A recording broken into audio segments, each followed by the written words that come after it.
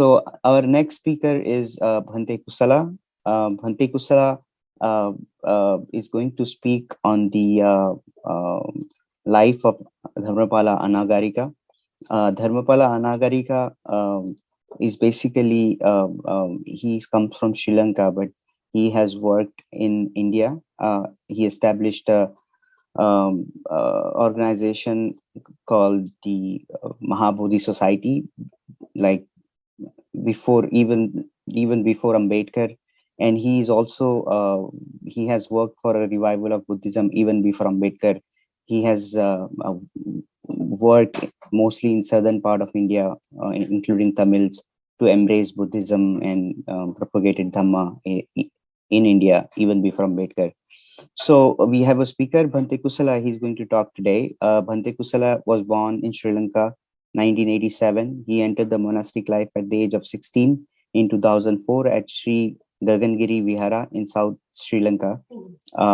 In 2007, he received his higher ordination, Upasampada. He did his undergraduate and graduate studies in the University of Perendia in Sri Lanka, majoring in Pali language. In 2012 and 13, he moved to Italy and studied cognitive science and engaged in mindfulness-based research work at the University of Trento. In 2014, he moved to Cambridge in Massachusetts and pursued a master's degree from the Harvard University. In 2017 and 18, he served as a resident chaplain at the Brigham and Women's Hospital and at the Dana Farber Cancer Institute. Prior to that, he served as a spiritual care person at the Yonville Assisted Living Center in Cambridge. He has lectured as a visiting lecturer at the University of Perenniana and served as a lecturer at the Sri Lanka International Buddhist Academy, and also served as a tutor in Askaria Mahavihara, Mahaparivena, and the Vision International School in Kandy. He spent 2 summers at the Dhamma Sukta Meditation Center in Missouri and traveled in Sri Lanka with Bhante Vimala Sri and Venerable Sister Khema as their translator. In 2011, he has been serving as the translator of Ajahn Brahm and Ajahn Brahmli. He has been invited to teach internationally. Bhante Kusala helped children, youth, and adults with their spiritual counseling needs. In 2018, he was invited to the Great Lakes Buddhist Vihara to continue his Dhamma service. So please welcome Bhante Kusala. Hello, Bhante Kusala. Hello, I'm here. Yes. So I have introduced you before you joined. So I think you're all set to start Okay. the talk. Yeah. All right. So can I share the screen? Yes, please.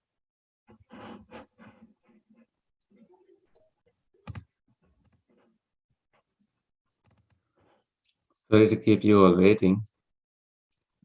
No, you are good. You are at perfect time. Okay.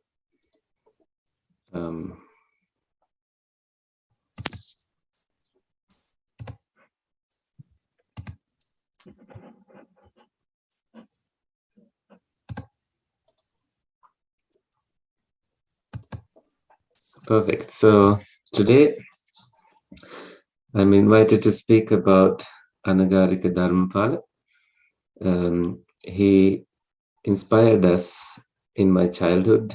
I remember speaking about him, giving speeches about him, because in our Sunday schools, we have lessons about him, and especially when we do competitions, usually between and among our own Dhamma school children and students, we choose Anagarika Dharmapala and we speak about him because he is well known in Sri Lanka, very well considered a public character and someone who really was revolutionary and supportive of upkeeping Buddhism and bringing it to safety, I would say. So let's learn about him. And thank you very much for the opportunity and inviting me to speak about Anagarika Dharmapala. So some of you may have heard about him, and some may be learning about him for the first time.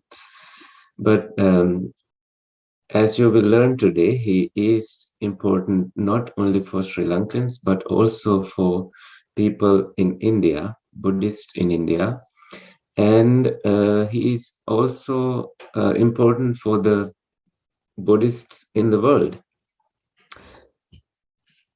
So this is a portrayal of him as a monk, as you can see in this very first image of him. And you will also observe that he's just seated in a cross-legged manner, putting his robe to cover his shoulder, and he still has his hair. And this is kind of halfway between a monk and a layperson, but mostly toward a monk.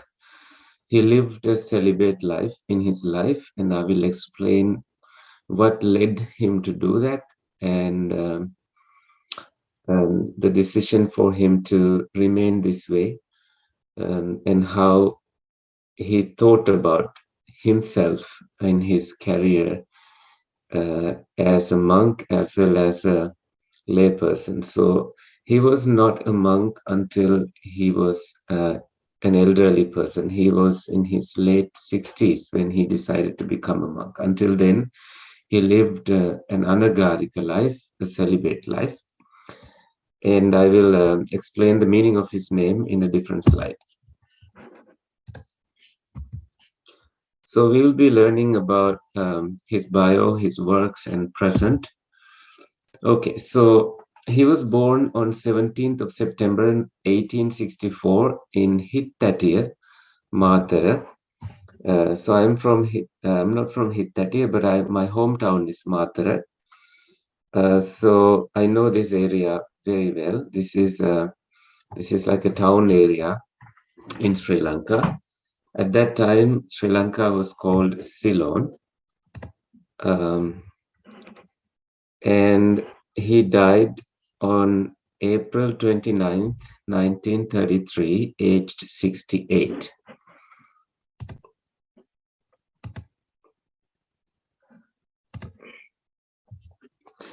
And he had other names, Don David Heva Vitarana, and later Venerable Sri Devamitta Dharmapala after his ordination.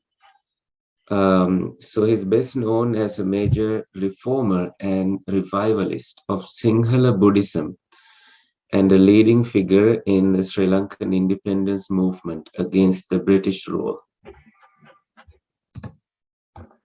And you can see his signature here in Sinhalese writings. So he's known for the independence movement, revival of Buddhism, and representing Buddhism in the Parliament of World Religions in 1893, and his Buddhist missionary work in 3 continents. And he's also noted as a first global Buddhist missionary and one of the founding contributors of nonviolent Sinhalese Buddhist nationalism. So this is nonviolent, and I think this might ring bells on Mahatma Gandhi to you. And a leading figure in the Sri Lankan independence movement against the British rule, as I said earlier, and a pioneer of revival of Buddhism in India after it had been virtually extinct for several centuries. So this is a major work he did. And the first Buddhist in modern times to preach the Dharma in 3 continents, which is Asia, North America, and Europe. So when he was born, he was given an English or a Christian name as David Heva Vitarana.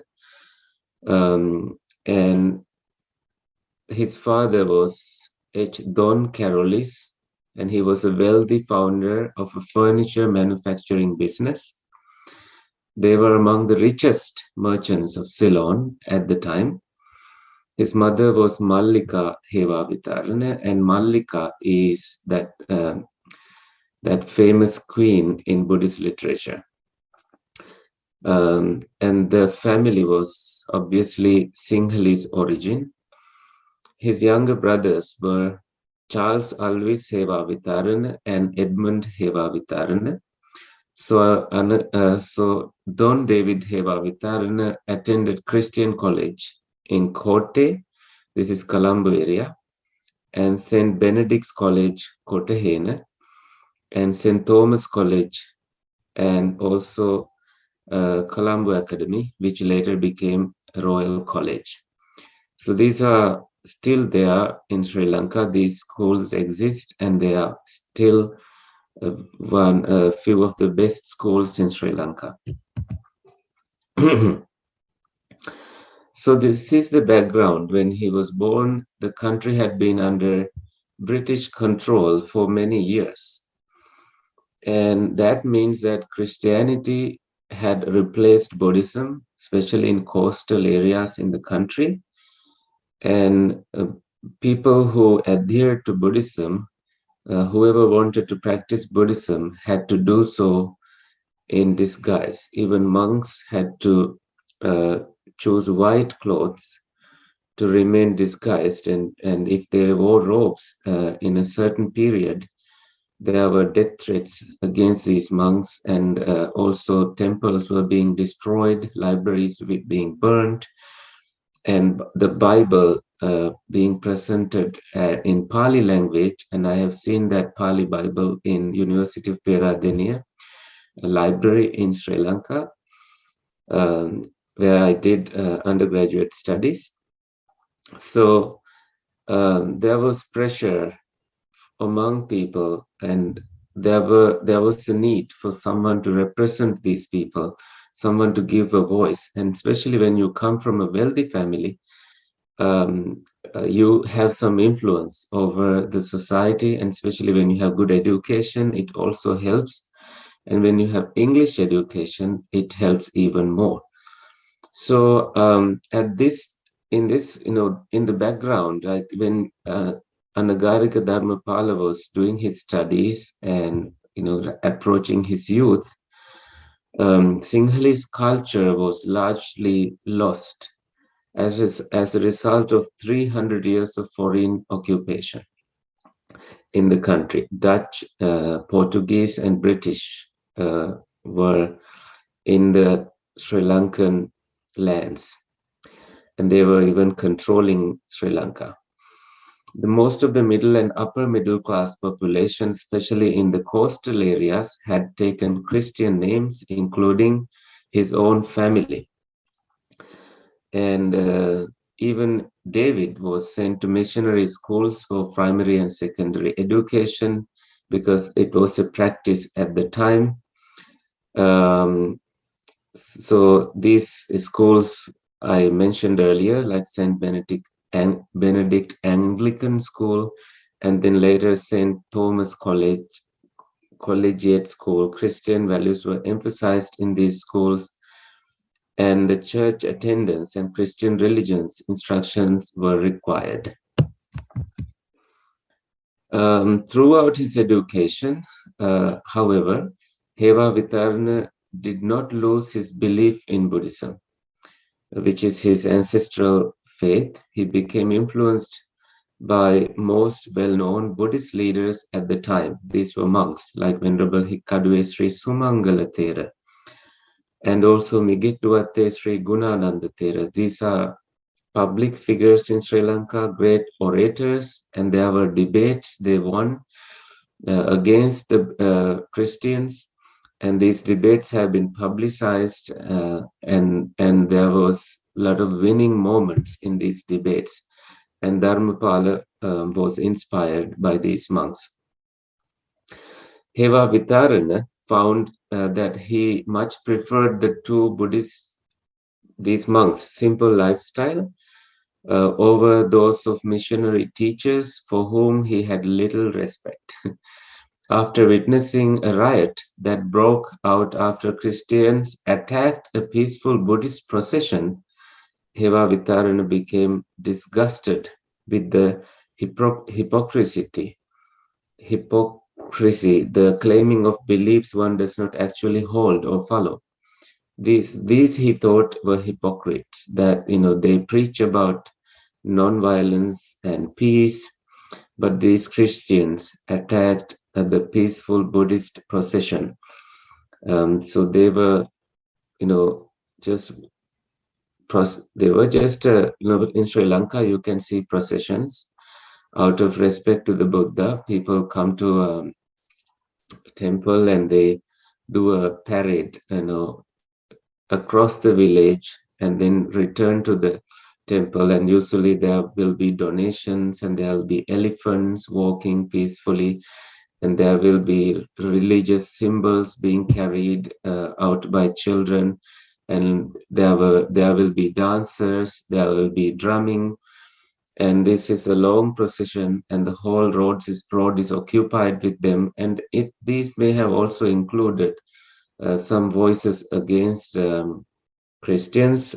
And I think, although in the processions they may not have raised that voice, but again, Christians may have found it intimidating, and they may have attacked this procession. So when Dharmapala happened to see this, that they were attacked, these peaceful people in the procession were attacked, he felt like the Christians preach about peace, but they were hypocrites. So he started actively showing his disgust against British and their religion. And then he immediately dropped out of school to study on his own.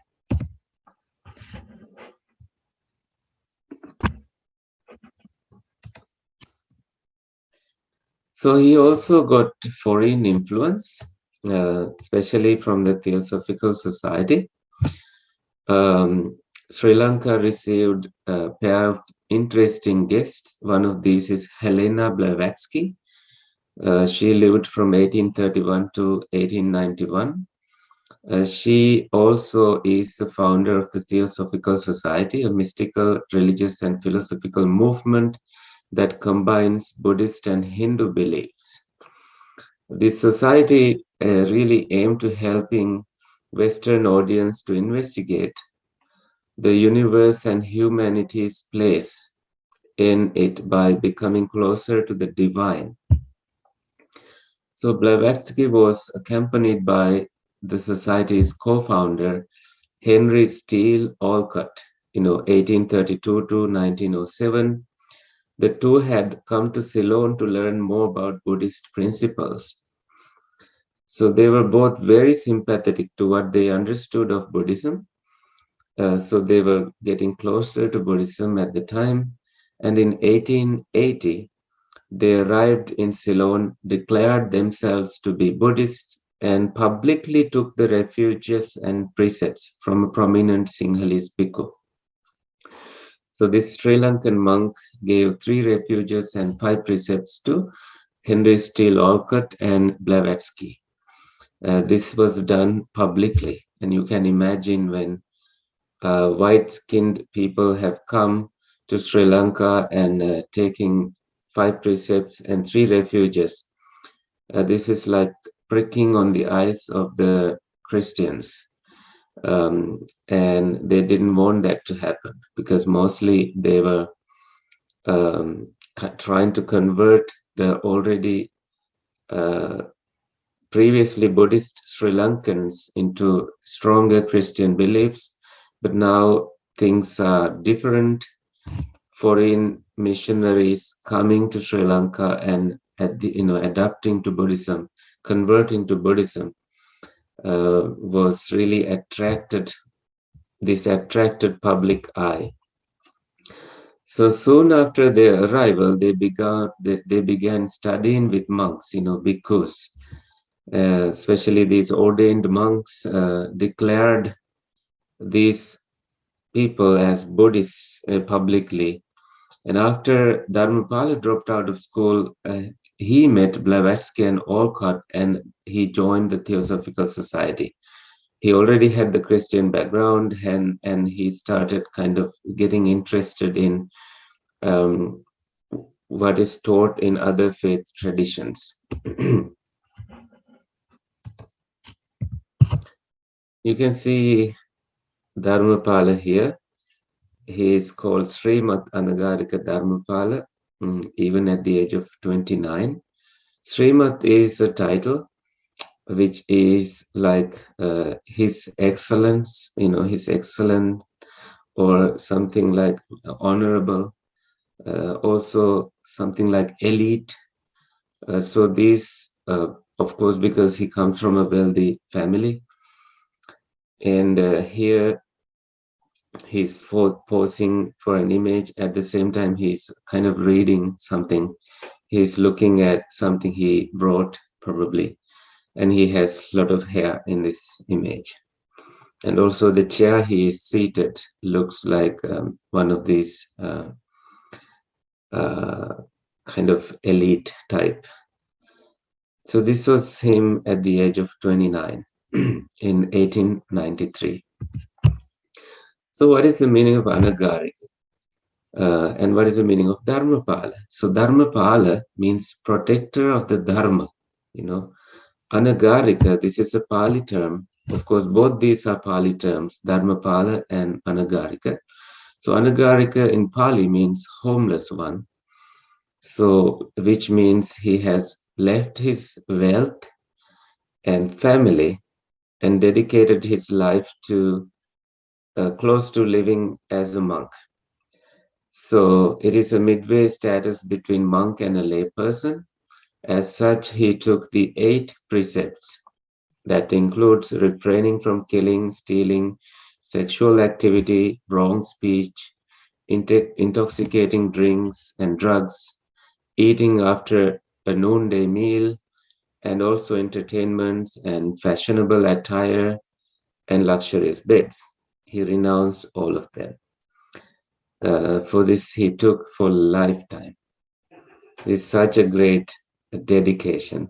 And that way he can completely focus on his work and his missionary work. So these 8 precepts are normally taken only on a full moon day by lay people, but Anagarika Dharmapala took them for lifetime. So he became very distinguished, very respected among everyone, including among the monks. So it is highly unusual for a lay person to take 8 precepts for a lifetime.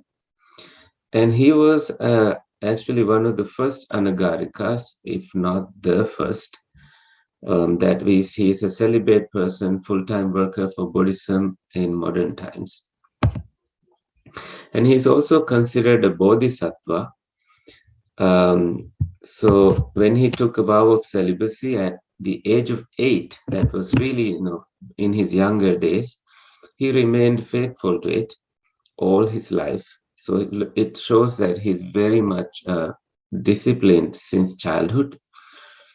Although he wore a yellow robe, it was not of the traditional monk pattern.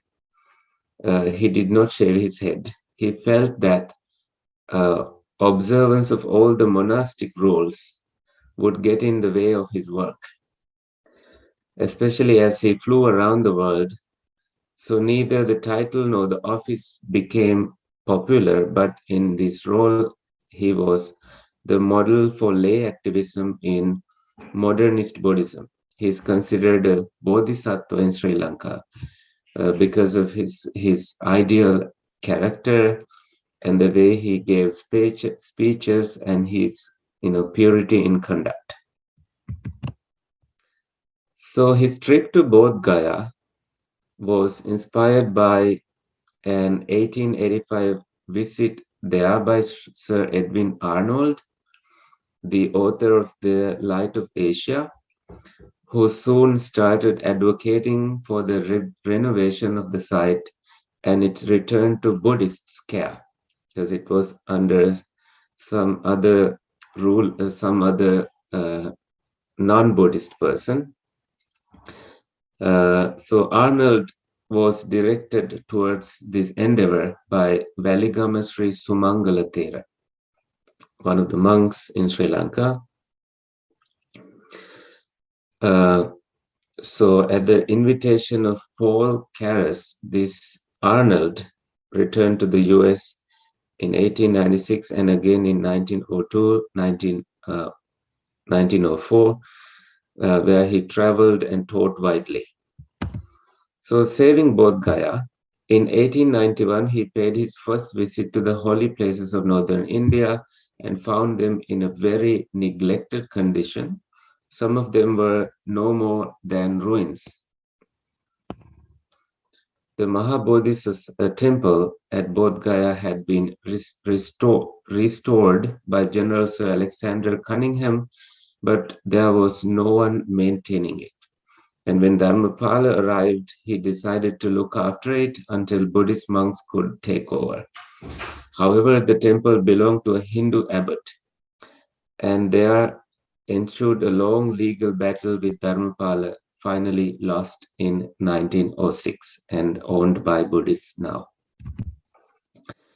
So he founded the Mahabodhi Society in Sri Lanka and raised funds for the restoration of the most important Buddhist sites in both Gaya and Saranath, which had been badly deteriorated after centuries of neglect.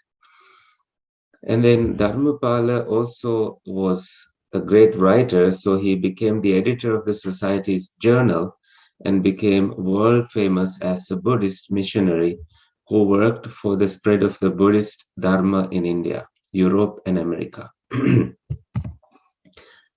So in the expansion of the Mahabodhi Society's work, initially Mahabodhi Society comprised the task of restoring Bodhgaya to something of its former splendor as a sacred site, but the scope of the society's activities soon expanded to involve the promotion of Buddhism in India and eventually the development of Buddhism throughout the world. So even now, Mahabodhi Society is actively promoting Buddhism and organizing events, conferences, and supporting temples and schools and doing so many activities around the world.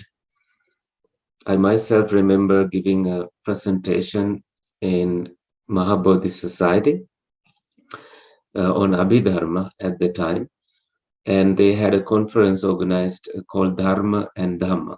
So they compare Dharma from the Tibetan and non-Buddhist traditions and Dhamma from the Theravada tradition.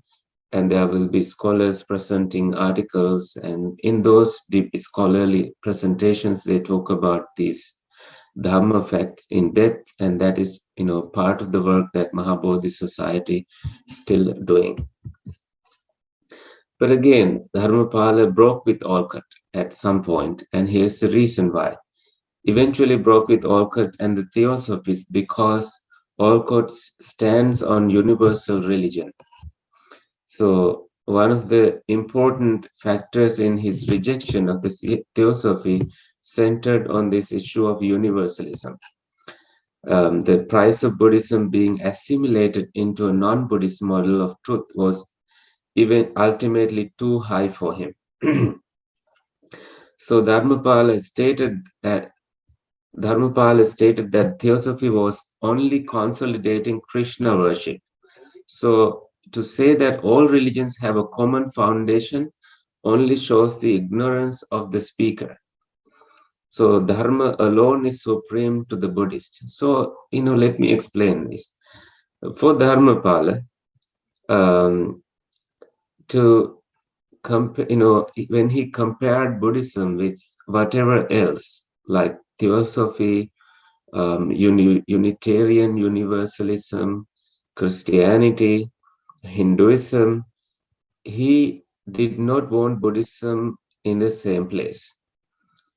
He said it is just the ignorance of the speaker, which I think in a way is hinting at Olcott. And when Olcott himself gave speeches, he may have put Buddhism in the same value, and Anagarika Dharmapala may have been slightly, I don't know if this is the right word, pissed or offended by that decision of Olcott.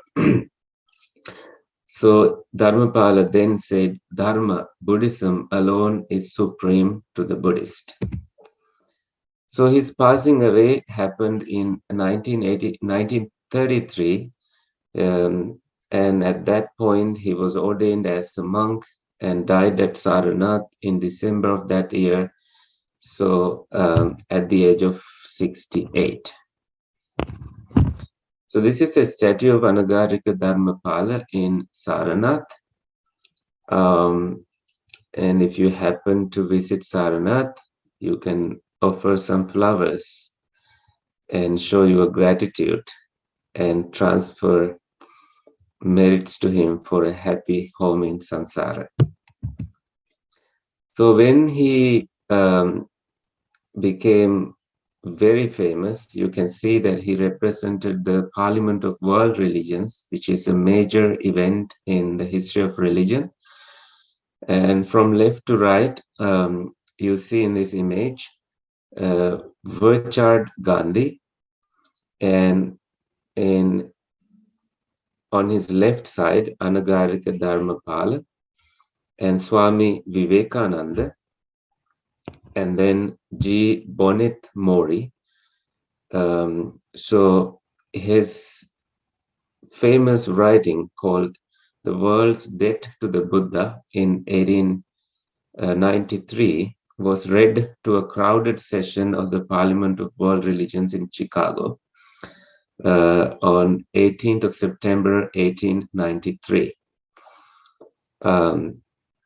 All these are prominent figures in Asia and in the West. And you can see like he's seated in a kind of a significant way, so sort of like not giving any care to anybody, as if like, I know the truth, I know the true faith, I know the true religion, and I'm confident in it, and I'm not influenced by any Western influencer. So the World Parliament of Religions, in 1893, Dharmapala was invited to attend to it. As a representative of Southern Buddhism, which was the term applied at the time to the Theravada. So he was a great success, and by his early 30s, he was already a global figure, continuing to travel and giving lectures and establishing viharas, temples around the world during the next 40 years. At the same time, he concentrated on establishing schools and hospitals in Ceylon and building temples and viharas in India. Among the most important of the temples he built was the one at Saranath, where the Buddha first taught. The Buddha gave his first sermon in Saranath. Here in 1933, he was ordained as a monk and died there in the same year. Previously said 68, and here it says 69. This is his handwriting, a letter he wrote in 1902 to a friend in Japan. You can see A. Dharmapala, still A means Anagarika.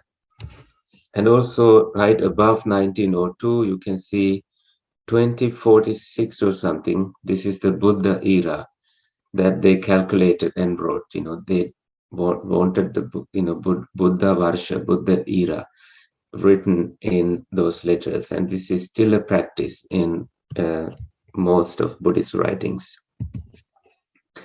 So he had these anti-Christian thoughts, as Buddhism was often portrayed in the West, especially by Christian missionaries, as pessimistic, nihilistic, and passive one. And Dharmapala's main concern was to counter such claims. So in later stages of his career, he kind of used his voice to raise a big roar on anti-Christian tone, and it became more evident in his later years.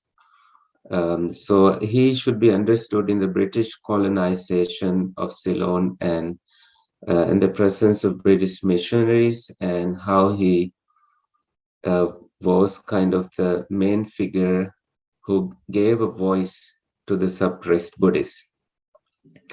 So this is why Dharmapala is part of Protestant Buddhism in his work. He was a Protestant Buddhist in a way, although there's no such thing. Buddhist is a Buddhist, but perhaps Christians named him as a Protestant Buddhist. So Dharmapala used the Darwin's theory of evolution, which was cutting-edge science at the time. So as part of his attempt to show that Buddhism is consistent with modern science, he was especially concerned with evolution.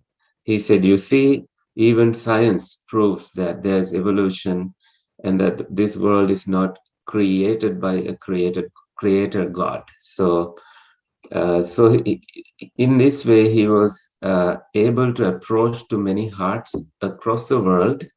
As he spoke, he was using science references and Buddhist references, and that way people understood him better. So this is what, the work he did: praise, blame, fear, hope, PBFH. So one of the primary contributors of the Buddhist revival of the 19th century,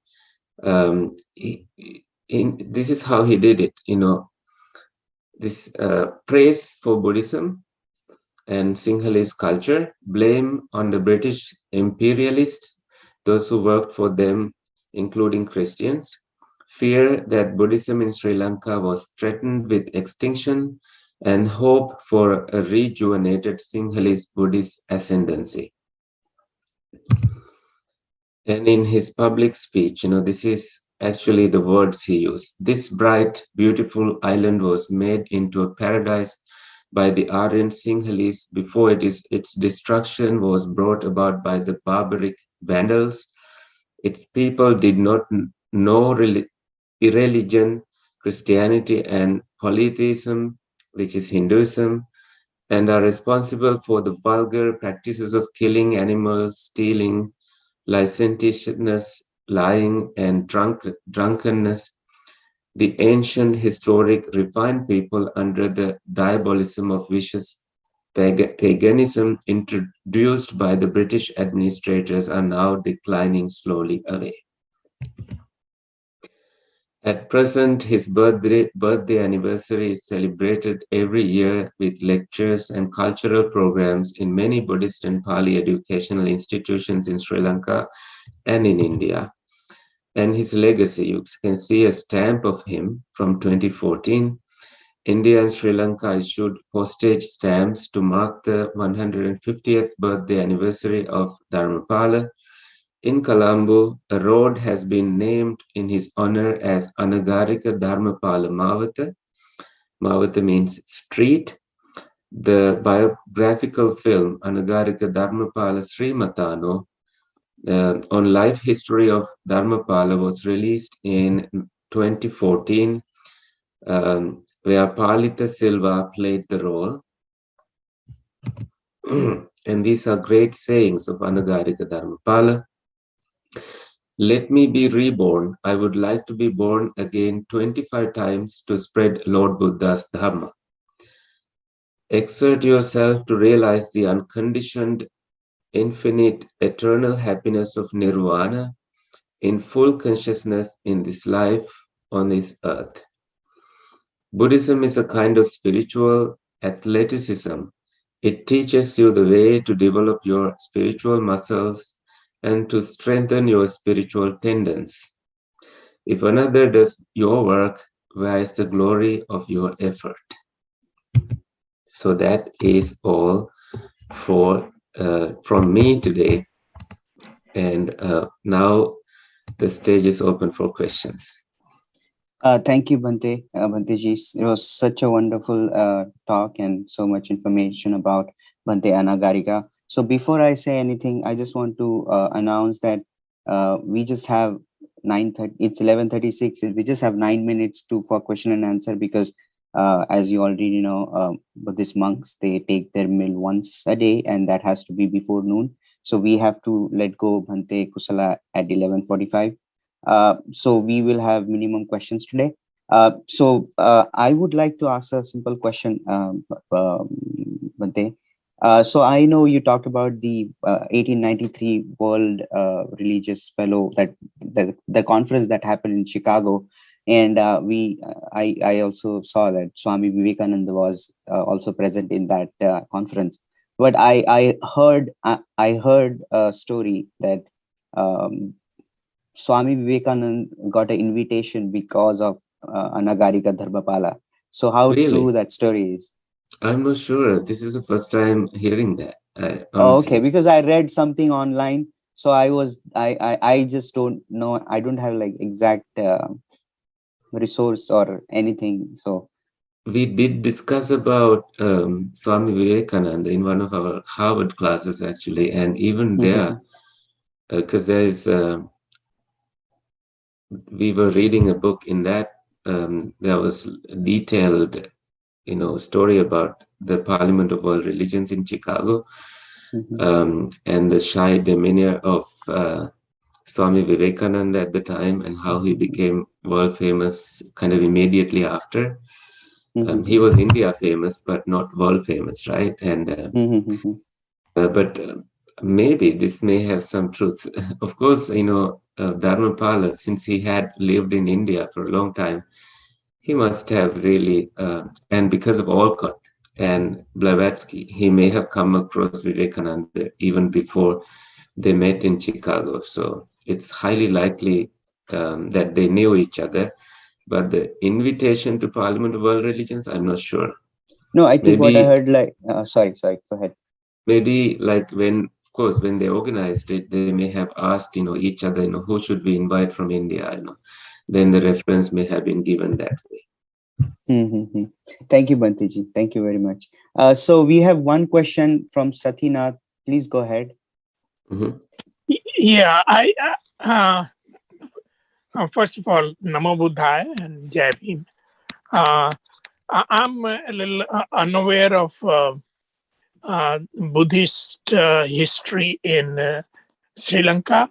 If you could shed some light on when it came and also about Hindu traditions, how much of Sri Lanka was influenced by Hindu religion and so forth. I would please Yeah. Well, thank as you. far as the history goes, Buddha visited Sri Lanka 3 times.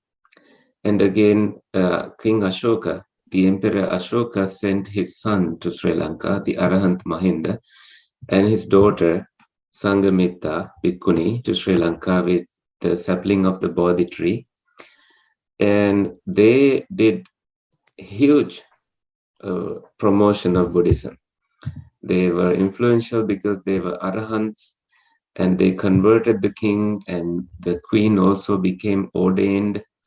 And since then, the predominant faith tradition in Sri Lanka has been Buddhism, about 75% so far.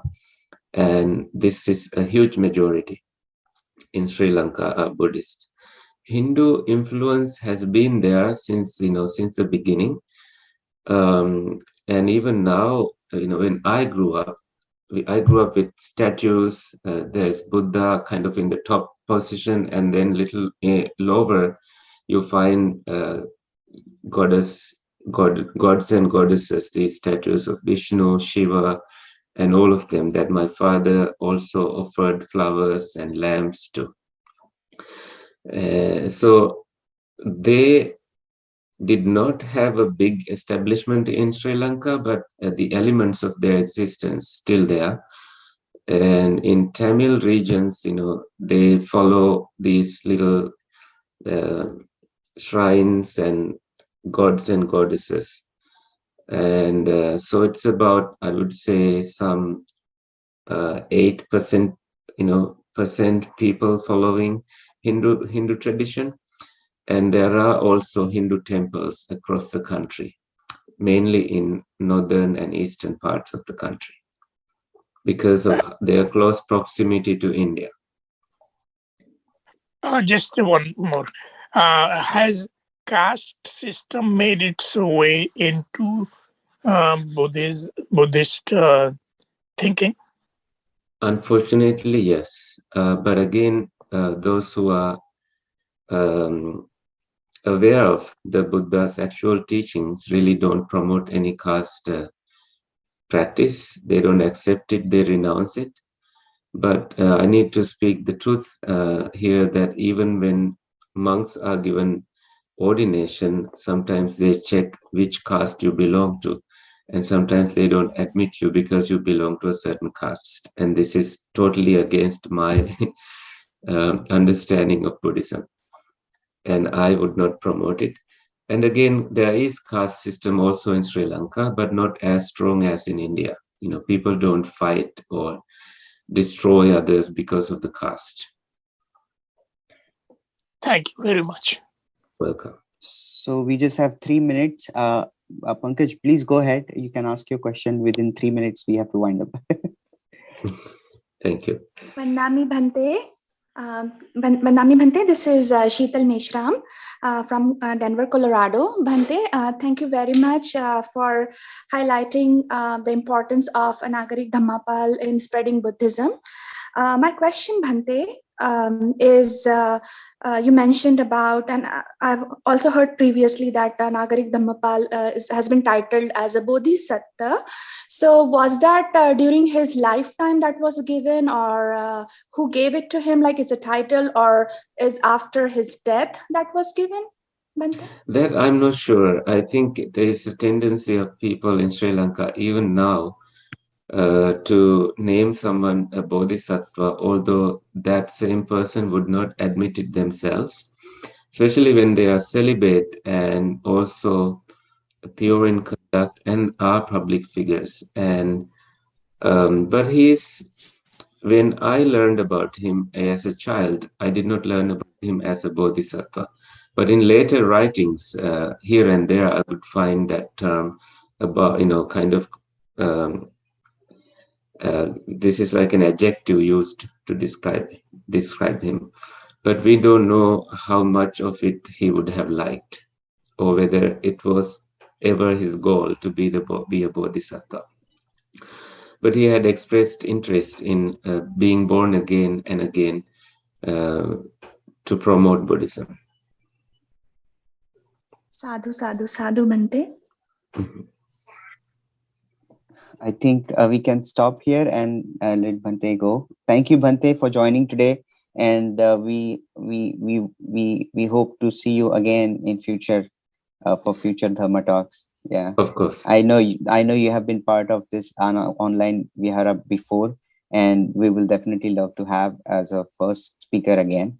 And look forward. Thank you very much. Have a wonderful good one. day. Take care.